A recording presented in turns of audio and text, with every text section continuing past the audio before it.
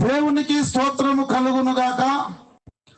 2026 నూతన సంవత్సర కృతజ్ఞత ఆరాధన ప్రార్థన కూడికకు దేవుని ఆత్మచేత నడిపించబడిన మీ ప్రతి ఒక్కరికి పేరు పేరు వరసన ప్రభువైన యేసుక్రీస్తు పరిశుద్ధ నామంలో నా హృదయపూర్వకమైన వందనాలు కృతజ్ఞతలు తెలియజేస్తున్నాను. ఈ సమయంలో నేరుగా దేవుని పరిశుద్ధ వాక్యములో నుండి మత్తయి సువార్త 16వ అధ్యాయం 13, 14, 15, 16, 17 వచనాలు నేనే చదువుతున్నాను, శ్రద్ధతో ఆలకించండి.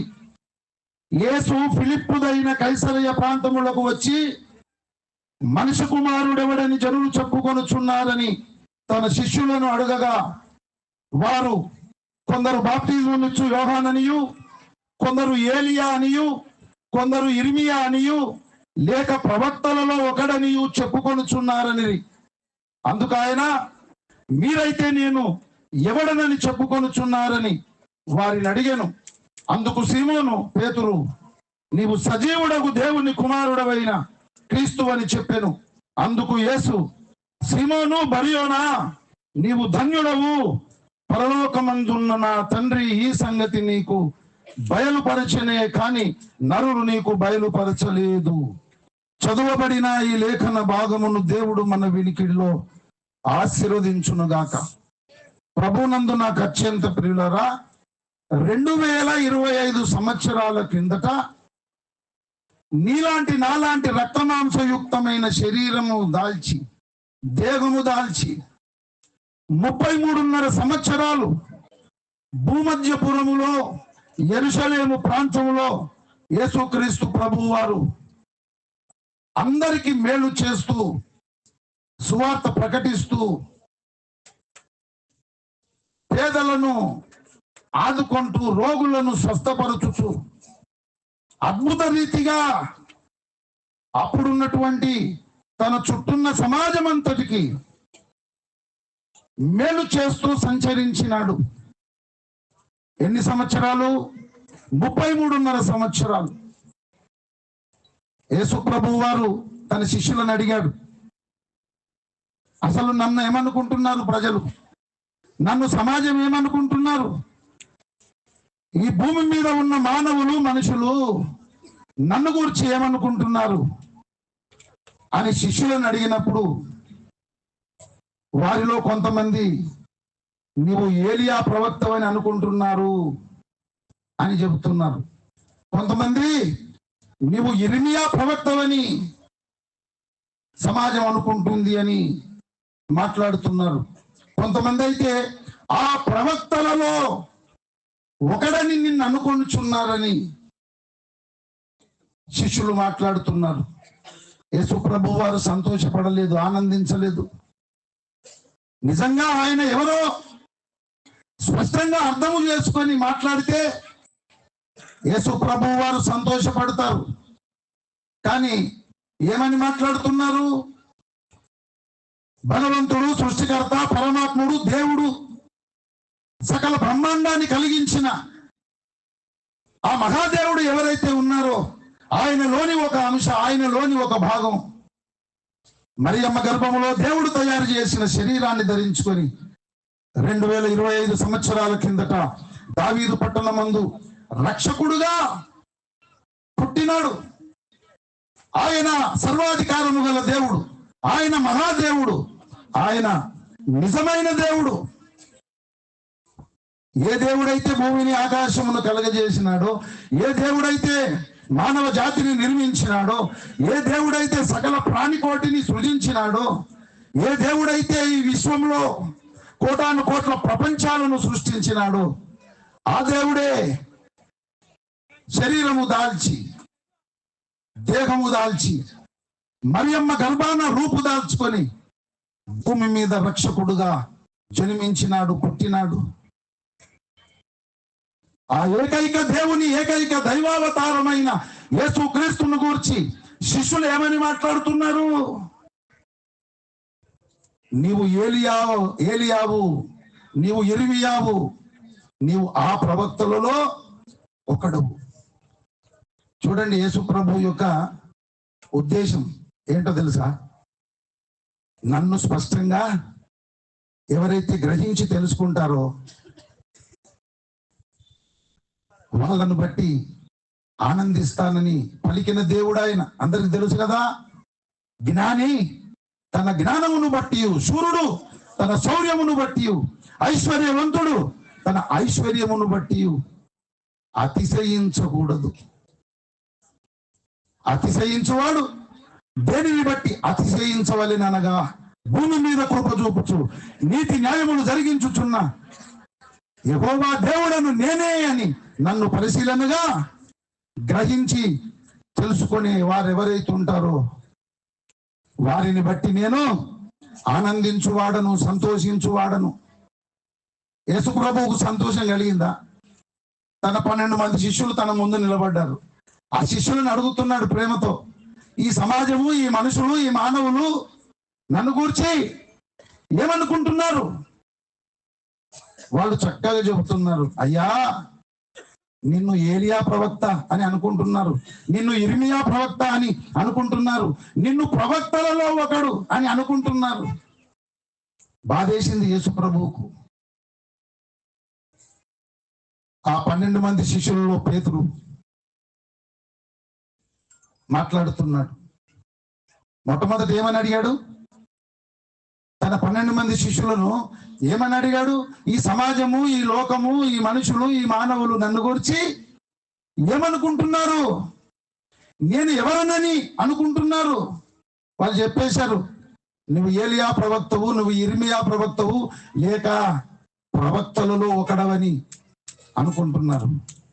యేసు ప్రభువుకు చాలా బాధ అనిపించి ఆయన, సరే మానవ సమాజం, మానవ లోకం నన్ను అట్లా అనుకుంటున్నారు కదా, మరి మీరేమనుకుంటున్నారు? మిమ్మల్ని ఒకరి తర్వాత ఒకరిని 12 మందిని పిలిచాను, అపోస్తలులని మీకు పేరు పెట్టాను, నాతో పాటు ఇన్ని సంవత్సరాలు మీరు ఉన్నారు కదా, నన్ను గూర్చి మీరు ఏమనుకుంటున్నారు? నేను ఎవడనని మీరు అనుకొనుచున్నారు అనగానే ఫస్ట్ రియాక్ట్ అయిన వాడు పేతురు. నీవు సజీవుడగు దేవుని కుమారుడవైన క్రీస్తువు అన్నాడు ఆయన. ఎంత సంతోషం కలిగిందో యేసయ్యకు. సీమోను బర్యోనా, నీవు ధన్యుడవు, నీకు మేలు కలుగును, పరలోకమందున్న ఆ పరమాత్ముడే నీకు ఈ సత్యాన్ని బయలుపరిచాడు, గాని ఈ రక్తమాంసాలు నీకు బయలుపరచలేదు. ఎంత ఖుషి అయ్యాడు, ఎంత సంతోషపడ్డాడు. ప్రభునందు ప్రియులారా, దేవుణ్ణి సంతోష పెట్టాలి, దేవుణ్ణి ఆనందింపజేయాలంటే ఏం చేయాలి? మనం ఏం చేయాలి? యేసు ప్రభువును ఉన్నది ఉన్నట్టుగా మనం అర్థం చేసుకోవాలి. యేసు ప్రభువును ఉన్నది ఉన్నట్టుగా మనము గ్రహించి తెలుసుకోవాలి. పేతురుతో మాట్లాడుతున్నాడు, సీమోను బర్యోనా, నీవు ధన్యుడవు, నీకు మేలు కలుగును, పరలోకమందున్న పరమాత్ముడు దేవుడు ఈ సత్యాన్ని నీకు బయలుపరిచాడు, గాని మానవులు, రక్తమాంసాలు నీకు బయలుపరచలేదు. బయలుపరచుట అంటే రెవల్యూషన్, ప్రత్యక్షత. ప్రత్యక్షత అంటే ఏంటో తెలుసా? బయలుపరచుట, బయలుపరచబడుట, రెవల్యూషన్. అది ఎవరివ్వాలి? సృష్టికర్త పరమాత్ముడు ఇవ్వాలి. అందుకే నా తండ్రి ఎవడినైతే ఆకర్షిస్తాడో వాడే నా యుద్ధకు వస్తాడు, కానీ ఎవరు పడితే వాళ్ళు నా దగ్గరికి రారు అని యేసు ప్రభు చెప్పాడు. యేసు ప్రభు దగ్గరికి ఎవరు పడితే వాళ్ళు వస్తారా? అలా రారు. పరలోకమందున్నటువంటి సృష్టికర్త అయిన దేవుడు ఎవరినైతే ఆకర్షిస్తాడో వాళ్ళు యేసు ప్రభు దగ్గరకు వచ్చేస్తారు. ప్రభునందు ప్రియులారా, 2025 సంవత్సరాల కిందట యేసు ప్రభువును గూర్చి సమాజం ఏమని మాట్లాడుకున్నారు? ఏలియా ప్రవక్త, ఇర్మియా ప్రవక్త, లేక ఆ ప్రవక్తలలో ఒకడు. ఇంకేమనుకున్నారో తెలుసా? ఇతడు వడ్లవాని కుమారుడు కాడా? ఇతడు యోసేపు మరియమ్మ కుమారుడు కాడా? ఇతని అన్నదమ్ములు, అక్క చెల్లెళ్ళు మనతో పాటే ఉన్నారు కదా అని మాట్లాడుతున్నారు. నిజంగా ఆయన ఎవరో వారికి అర్థం కాలేదు. ఎప్పటి సంగతిది? 2025 సంవత్సరాల కిందటి సంగతిది. ఇప్పుడు ఆనాటి సమాజం అట్లా మాట్లాడుకొని ఎన్ని సంవత్సరాలు అవుతుంది? 2025 సంవత్సరాలు అవుతుంది. ఇప్పుడు యేసు ప్రభువే వచ్చి ఇక్కడ ఉన్న మీ అందరినీ అడుగుతున్నాడు అనుకో. అర్థమవుతుందని చెప్పేది. పరలోకము నుండి యేసు ప్రభువే స్టేజ్ మీదకి దిగి వచ్చి ఇక్కడ ఉన్న మీతో, అక్కడ కూర్చున్న మీతో యేసు ప్రభు మాట్లాడుతున్నాడు. ఈ సమాజము, ఈ మనుషులు, ఈ లోకము నన్ను గూర్చి ఏమనుకుంటున్నారు, నేను ఎవరినని భావిస్తున్నారు అని అడగగానే ఏం చెప్తారు చెప్పండి? యేసు ప్రభువా, కొంతమంది నిన్ను మాలమాది వల్ల దేవుడని అనుకుంటున్నారు. యేసు ప్రభువా, కొంతమంది నిన్ను కులం తక్కువ వల్ల దేవుడని అనుకుంటున్నారు.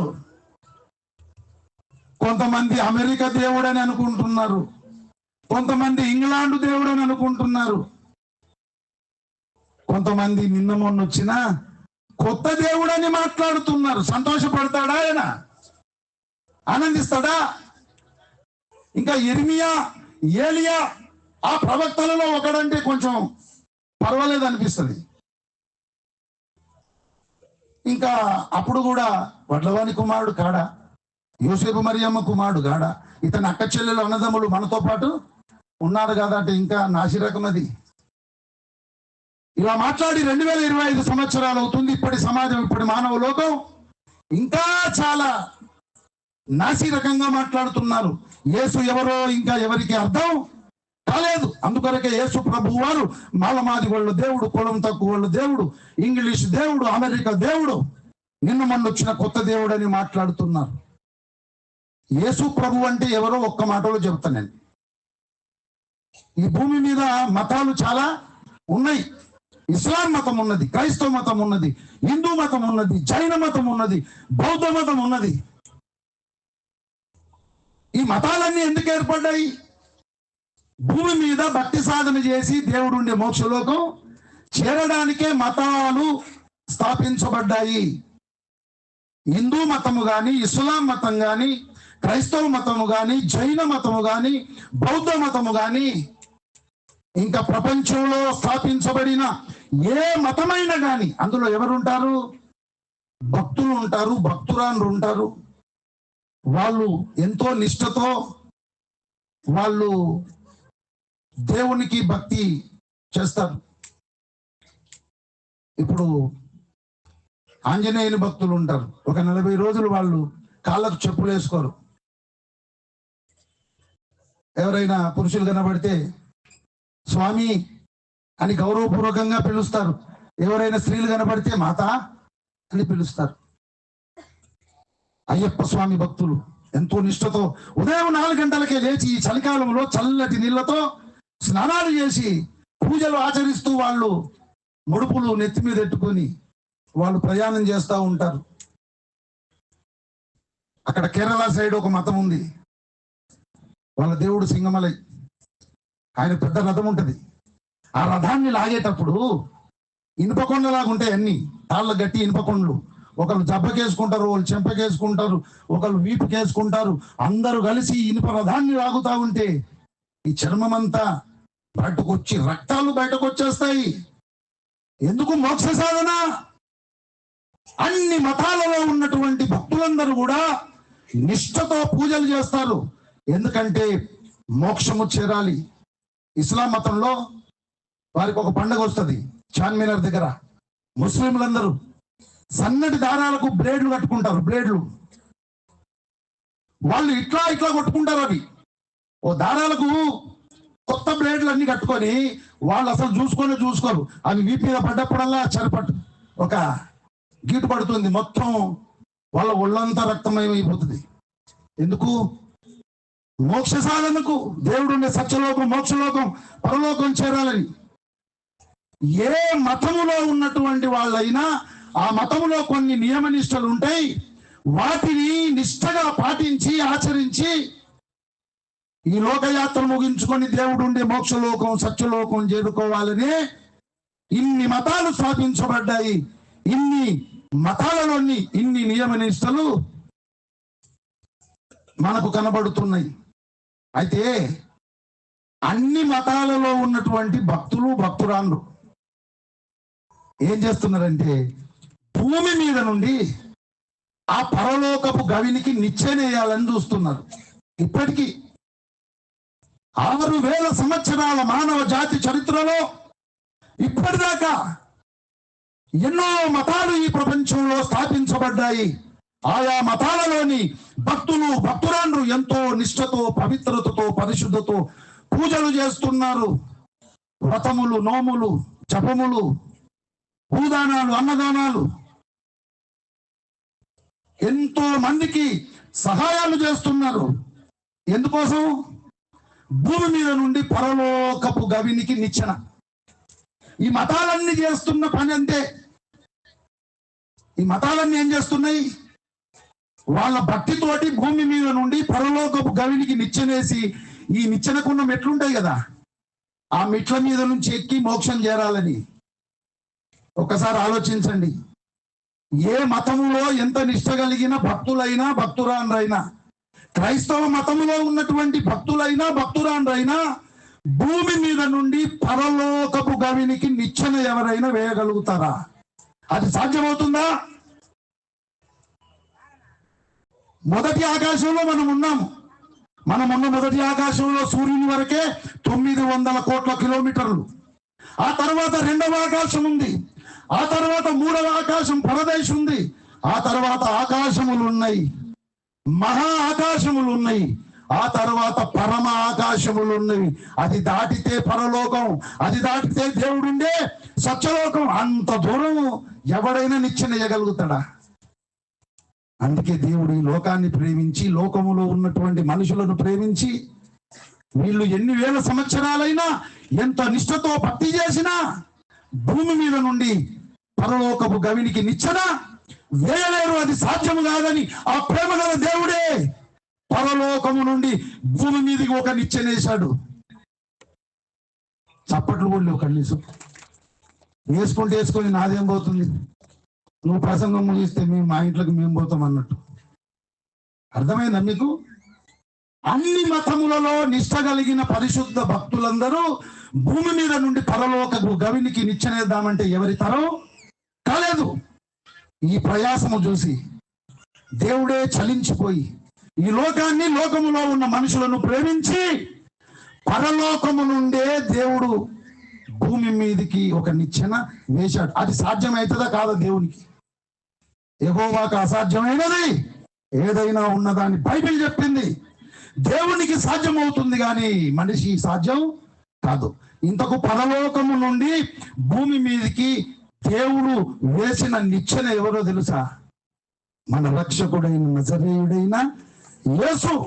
మానవ జాతి అగ్నిగుండం పాలు కాకుండా పాపము నుండి, శాపము నుండి విడిపించి, అగ్నిగుండాన్ని, నరకాన్ని తప్పించి దేవుడుండే సత్యలోకంలో చేర్చడానికి తరతరాల మానవ జాతి భక్తి ప్రయాసలు చూసి దేవుడే లోకాన్ని, లోకములో ఉన్న మనుషులను ప్రేమించి పరలోకము నుండి భూమి మీదకి ఒక నిచ్చెన వేశాడు. ఆ నిచ్చెన పేరు నజరేయుడైన యేసు. మరొక దారి లేదు. ఎప్పటికైనా, ఏనాటికైనా, ఎన్నటికైనా భూమి మీద పుట్టిన మానవుడు, మనుషుడు దేవుడుండే పరలోకం, మోక్షలోకం, సత్యలోకం చేరాలంటే యేసు క్రీస్తు అని నిచ్చెనెక్కి మోక్షము చేరాలి. మరొక దారి లేదని బైబిల్ చెప్పింది. అందుకే యేసు ప్రభు అన్నాడు, బోధిగంతముల నివాసులారా నా వైపు చూసి రక్షణ పొందండి. నేనే మార్గము, నా ద్వారా తప్ప తండ్రి యొద్దకు ఎవడునో రాడు, మరి ఎవని వలనను రక్షణ కలగదు. నజరేయుడగు యేసు క్రీస్తు అను ఈ నామముననే మనము రక్షణ పొందాలి. ఇప్పుడు చెప్పండి, యేసుక్రీస్తు అంటే ఎవరు? యేసుక్రీస్తు అంటే ఎవరు చెప్పండి? ఒక్కటే మాటలో, పాపులైనటువంటి మానవులను పాపము నుండి, శాపము నుండి విడిపించి అగ్నిగుండంలో, నరకంలో పడకుండా తప్పించి, రక్షించి దేవుడుండే సత్యలోకంలో యుగ యుగాలు, నిత్యత్వమంతా, శాశ్వత కాలము ఉండడానికి 2025 సంవత్సరాల కిందట పరలోకమందున్న దేవుడు భూమి మీదికి ఒక నిచ్చెన వేశాడు. ఆ నిచ్చెన పేరు యేసుక్రీస్తు. ఆ నిచ్చెన మెట్లెక్కి ఎవరైనా మోక్షము చేరాలి, అది తప్ప మరొక దారి లేదని బైబిల్ ఖండితంగా ప్రకటిస్తుంది. ఎవరు యేసుక్రీస్తు అంటే దేవుడే. ఆయన సర్వాధికారి అయిన దేవుడు, ఆయన మహాదేవుడు, ఆయన నిజమైన దేవుడు. సమస్తం ఆయన మూలముగా కలిగినది, కలిగి ఉన్నదేది ఆయన లేకుండా కలగలేదు. కానీ సమాజం ఏం మాట్లాడుతుంది? యేసు ప్రభు ఈజ్ ఈక్వల్ టు కులం తక్కువ వాళ్ళ దేవుడు, యేసు క్రీస్తు ఈజ్ ఈక్వల్ టు మాలమాది వాళ్ళ దేవుడు, యేసు క్రీస్తు ఈజ్ ఈక్వల్ టు అమెరికా దేవుడు, యేసు క్రీస్తు ఈజ్ ఈక్వల్ టు ఇంగ్లాండ్ దేవుడు, యేసు క్రీస్తు ఈజ్ ఈక్వల్ టు మొన్న వచ్చిన కొత్త దేవుడు. కాదురా బాబు,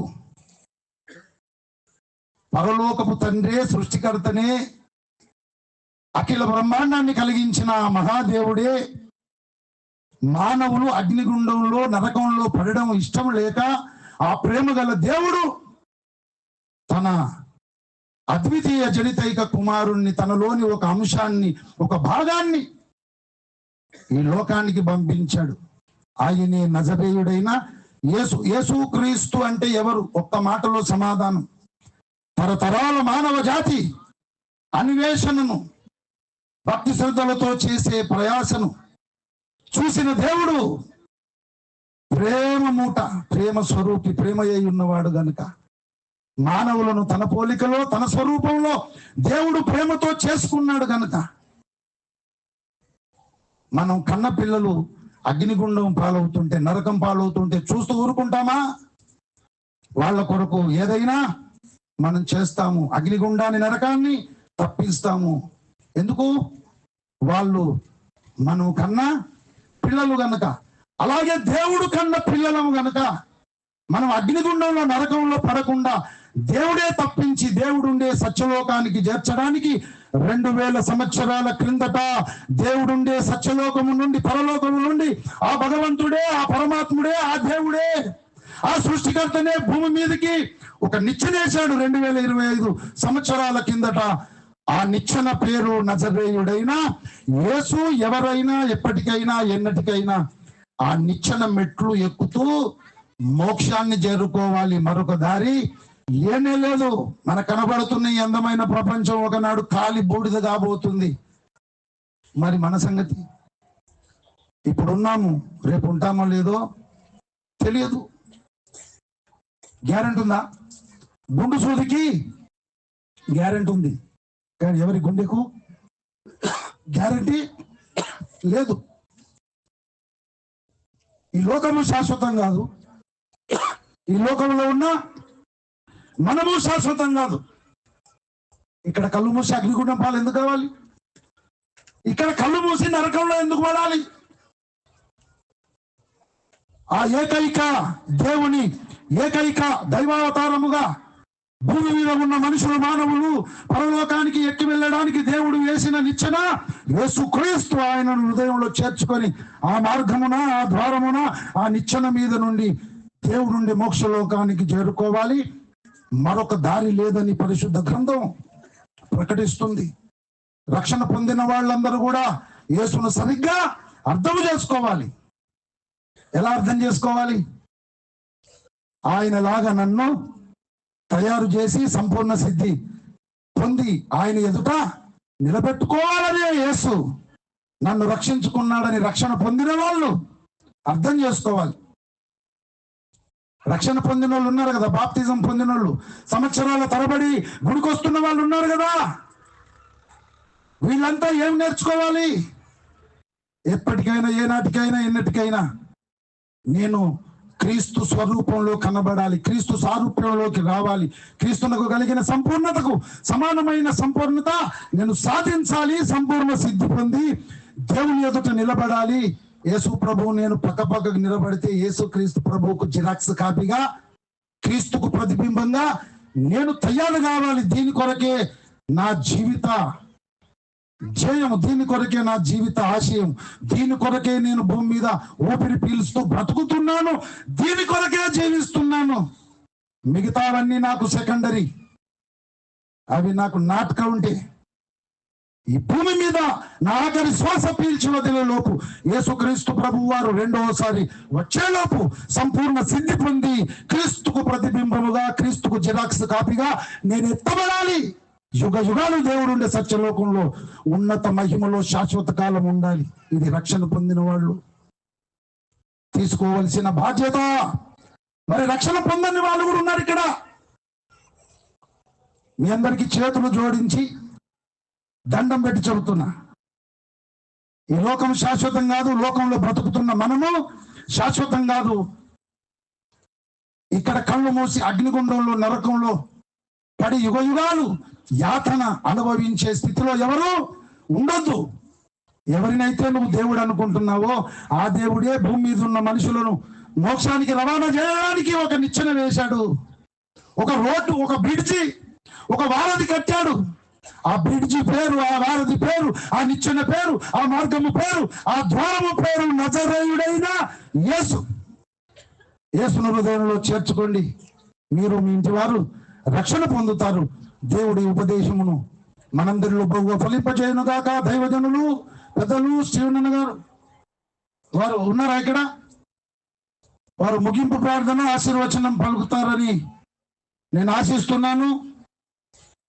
అన్నగారు అందుబాటులో కనబడడం లేదు. అందరూ తలలోంచి కళ్ళు మూసుకోండి,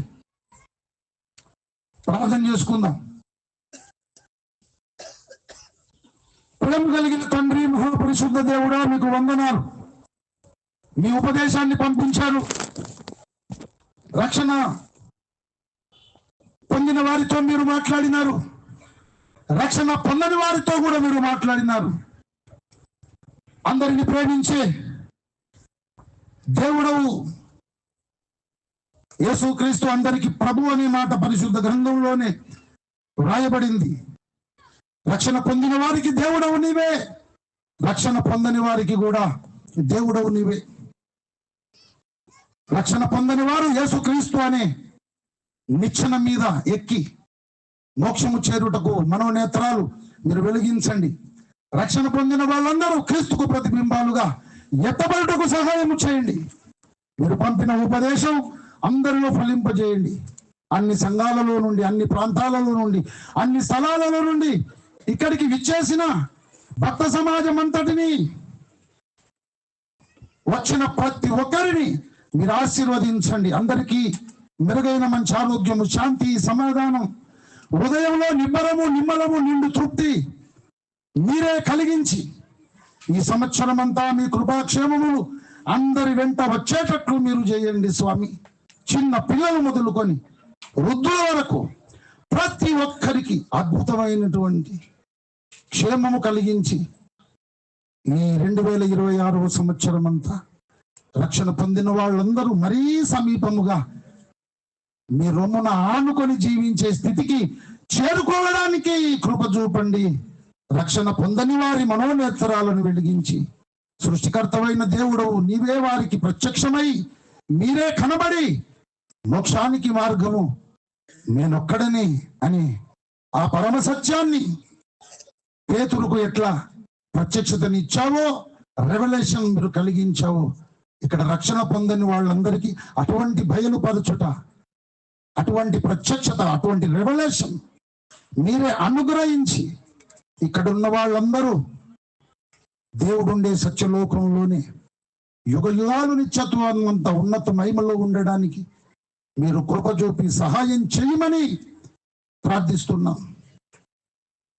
ఈ అద్భుతమైనటువంటి సభ నిర్వహణ కొరకు మీ దాసులు నరేష్, అలాగే శ్రీనివాస్, పౌలు, సమూయేలు, ఇంకా యవన బిడ్డలందరూ కూడా వారే మొత్తము ఈ యొక్క నిర్వహణ చూసుకొని ఇంత అద్భుతంగా ఈ సభను విజయవంతం చేయడానికి వారు పడిన ప్రయాసము, వారు చేసిన ప్రయాణాలు అన్ని కూడా మీరు ఎరిగి ఉన్నారు నాయన. ఇవన్నీ నీ కొరకే వాళ్ళు చేశారు. మొట్టమొదట నా నీతిని, రాజ్యాన్ని వెతికితే అవన్నీ మీరు అనుగ్రహిస్తానన్నావు. అటువంటి మీరు అనుగ్రహిస్తావన్న దీవెనల ఆశీర్వాదాలు వారికి, వారి కుటుంబాలకు, ప్రయాసపడిన ప్రతి ఒక్కరికి సహకరించి డబ్బులు ఇచ్చినటువంటి వారికందరికీ ఎవరెవరైతే చేతులు చాచి వారి వారి స్తోమత ప్రకారం ఎంత మంది అయితే ఈ పరిచర్య కొరకు చేతులు చాచి ఇచ్చారో వారు 1000 రెట్ల ఫలము చూడగలుగుటకు ఈ 2026వ సంవత్సరంలో మీ ఆశీర్వాదము చేతనే ఐశ్వర్యం కలిగించి మీ మహిమలో ప్రతి అవసరము తీర్చి అద్భుత రీతిగా మీరు దీవించమని ప్రార్థిస్తున్నాం. సంగీత వాయిద్యాలు వాయించి చక్కటి సంగీతం అందించిన యవన బిడ్డలను దీవించి మరింత నైపుణ్యం వారికి కలిగించండి. సౌండ్ సిస్టమ్ రన్ చేసినటువంటి శేఖర్ను తన కుటుంబాన్ని దీవించండి. పరిశుద్ధ ప్రభువా, వచ్చిన ప్రతి ఒక్కరిని పేరు పేరు వరుసను జ్ఞాపకం చేసుకొని అందరికీ సమృద్ధి దీవెన కలిగించమని, అందరూ కూడా తృప్తిగా భోజనము చేసి ఎవరి ఇంటికి వాళ్ళు క్షేమంగా చేరుకునేదాకా అందరి చుట్టూ మిసిలో రక్తం చేత కంచె వేసి అద్భుతంగా మీరు నడిపించమని, దుష్టుని కార్యములకు లయము కలగజేసి వాని కుట్రలు కుతంత్రాలన్నీ అగ్నిలో కాల్చివేసి అందరికీ గొప్ప క్షేమమునిచ్చి మీరు మహిమ పొందుమని యేసు పరిశుద్ధ నామంలో ప్రార్థించి స్తుతించి వేడుకొనుచున్నాము పరమ తండ్రి. ఆమేన్. సృష్టికర్త అయిన పరమ తండ్రి ప్రేమయు, రక్షణకర్త అయిన యేసునాథుని అనంత కృపయు, ఆదరణకర్త అయిన పరిశుద్ధాత్మ దేవుని అన్యోన్య సహవాసం ఆయన అనుగ్రహించే సమయోచిత సహాయం ఆయన చెంత చేరిన మనకందరికి భూలోకములో ఉన్న సకల పరిశుద్ధ భక్త కోటికి సదాకాలము తోడయుండి క్షేమమునిచ్చి నడిపించునుగాక. ఆమేన్. యేసు రక్తమునకు జయం. ప్రభు యేసు రక్తమునకు జయం. ప్రభు యేసు నామమునకు సంపూర్ణ విజయం కలుగునుగాక. ఆమేన్. ఆమేన్. ఆమేన్.